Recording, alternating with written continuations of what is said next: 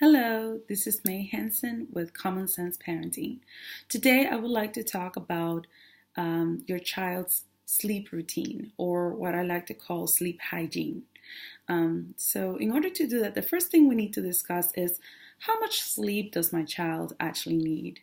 So, if you do a quick Google search, how much sleep does my child need? The first page that pops up is WebMD, which is not the ultimate authority on all things medical, but it does give you some general information that I think if you keep looking, digging deeper, is pretty accurate. Just very quickly, I'm going to read to you the information that they're giving us. So they're saying from 1 to 4 weeks, they need to sleep 15 to 16 hours a day. For 1 to 4 months old, they need to sleep 14 to 15 hours a day. Now, from 4 months to a year, 14 to 15 hours a day. From 1 to 3 years old, which is my daughter's bracket, they need to sleep 12 to 14 hours a day. So on the next page, it tells us that from 3 to 6 years old, they need to sleep 10 to 12 hours a day. From 7 to 12 years old, they need to sleep 10 to 11 hours a day. And then from 12 to 18 years old, they need to sleep 8 to 9 hours a day. Okay, so it is important to know how much sleep does your child need to have, because there is an incredible amount of children that are sleep deprived, and that has consequences in their behavior, and it has consequences in their emotional and mental health as well. So we need rest, and it's important to give it to them. So do find the appropriate amount of time that your child should be sleeping, and find a way to stick to it. So my child is 3 years old. She goes to bed at 6 p.m. and she wakes up at 6 a.m. She might stay in bed till 6:30, but she's awake at 6 a.m. So that's 12 hours. So on top of that, she has a nap at noon. From noon to 1, she naps.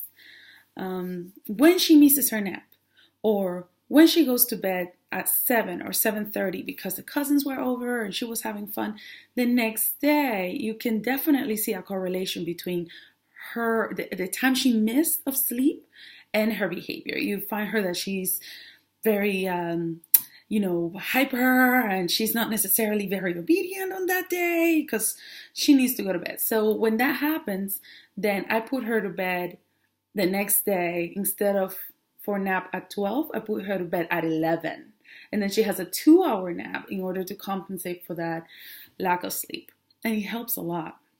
Or if her nap ends up being an hour because that's all she can sleep, then instead of putting her to bed at 6, I put her to bed at 5 because she needs to catch up on her sleep. So that is something that I do, and it works great for me.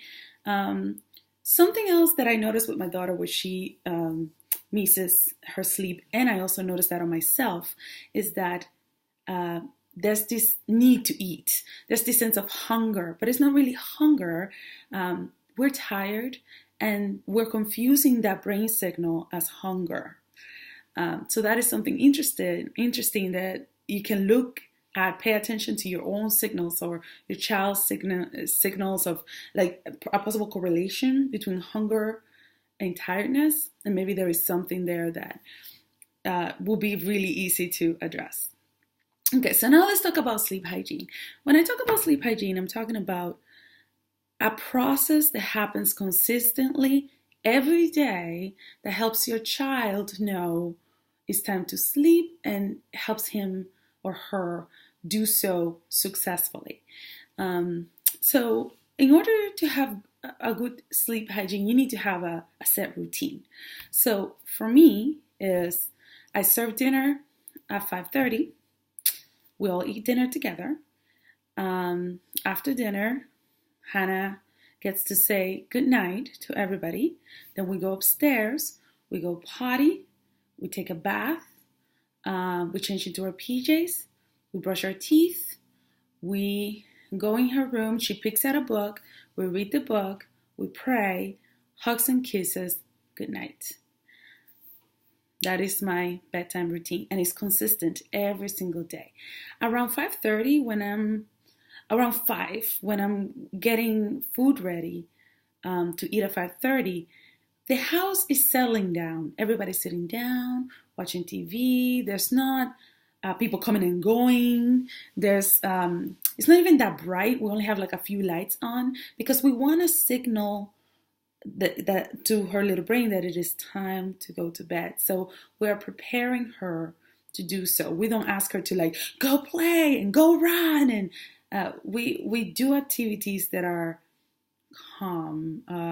TV for just a little bit, 15 to 20 minutes, or reading, which is the best one, because sometimes the glare of electronics like computers or TV signal your brain that it's daytime, which is a problem.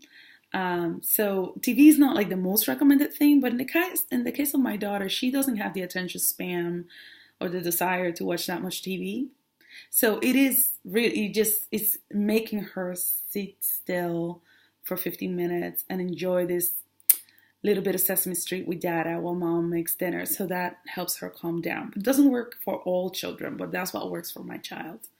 Um, and so we do that, and then we do bedtime routine. She doesn't sleep with a nightlight anymore, but that is something that could help children fall asleep. Some children are afraid of the dark, or perhaps in my case, I have a baby as well, and when I have to go into his room, I don't want to turn on all the lights. So I have a night light to like guide my steps. Sometimes it's just something you need. So that is something that can be part of your sleep hygiene ritual, to have a night light. Something that can be part of your hygiene ritual, bedtime hygiene ritual, is a stuffy or a security blanket or something like that. I don't allow my children to sleep with anything because I feel like they never wanted it or needed it, but I feel like they shouldn't depend on this one object to self-soothe. They should be able to self-soothe and fall asleep without any tokens. Let's put it that way. But that's just what works for my child. It doesn't necessarily work for yours. Perhaps yours can benefit from having a stuffed animal or something like that. So that could be a part of your bedtime hygiene. Something else that could be a part of it is a sound machine. So some children, especially younger kids, they need like white noise. Even my husband sleeps with headphones on and the TV on because he's always been accustomed to having noise at night. I don't know how he does it. I need quiet, but this is what he does. And some people are like so. Well, that's funny that I say that because my daughter came to us through adoption at 11 months old, accustomed to the sound machine. And so we kept the sound machine for like a year, but then it became such a hectic thing because if she wanted to go to sleep at Nana's or she wanted to go for a sleepover at a friend's house, she had to have her machine with her. And if the machine died because of lack of batteries or we just forgot about the machine, it was this big ordeal. So I made the conscious decision of eliminating that. So I had, I don't know, I'm going to say a week of rough sleep. And after that, it was done. So now she doesn't sleep with any sound machine. And now with my baby boy, I'm not going to put any sound machines in his room because of that. But you may operate differently. So I'm just letting you know what worked for me, what didn't work for me. And just keep into account that this is also something else that you can have in your bag of tools for your child's sleep hygiene. Okay, so what does not work? What doesn't work is for you not to have a consistent routine every day for bedtime. That does not work because you need to prepare your child for these necessary ritual in his life. And so you want to teach him how to do it properly so that later on he's not the one needing Ambien to go to bed. He's not the one being an insomniac. So this is your responsibility as a parent to teach your child the proper steps to take to achieve a good night's sleep. Does that make sense? Something else that affects your sleep is what you eat. That's a whole conversation entirely. The basic one is no sugar, no juice, no dessert, no fruit, no candy, no sugar at the end of the day because sugar stimulates you. And so you're going to have a really hard time going to bed. Something else that doesn't work so good is artificial sweeteners or, well, sweeteners of any kind for that matter for bedtime. But uh, all these chemicals, I'm particularly thinking about MSG in Chinese food. It's not something we eat every day, but when it is offered for bed, it becomes a big problem.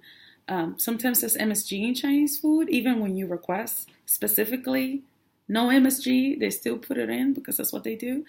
And I even notice I have a hard time going to bed. I get like super antsy and I just can't settle, and so does my child. So that's a guaranteed bad night's sleep for everybody in my house.